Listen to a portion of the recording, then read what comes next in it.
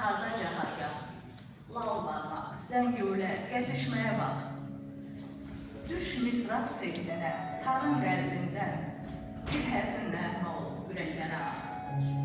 Sən gözəl müəllim, əsl sənətkar, bu tarzən ömrünün hekayəsi var. Səninlə bölüşüb uğurlarını, ən uca zirvəndir sinəndəki tar. O tara səcdə et, qibləgahındır, xoş gündə sevincim, qəmdə ahımdır. Ömrün hər anına nəğmələr ötən, keçmişim, bugünüm xoş sabahımdır. Sənət yolunda iz salan sənətkar, mizrabda xəyalat dalan sənətkar, bu elin, obanın tarzən oğlu tək, yazılıb tarixdə qalan sənətkar. Zərsən atılmışsan boşa dünyada,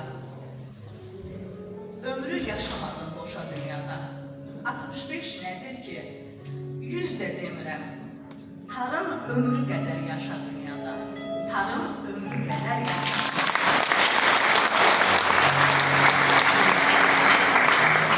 Mən sizi də təbrik edirəm. Allah sizə xoşbəxt bir ömür nəsib eləsin, qalan ömrünüzü xoşbəxt, can sağlığına yaşayasınız.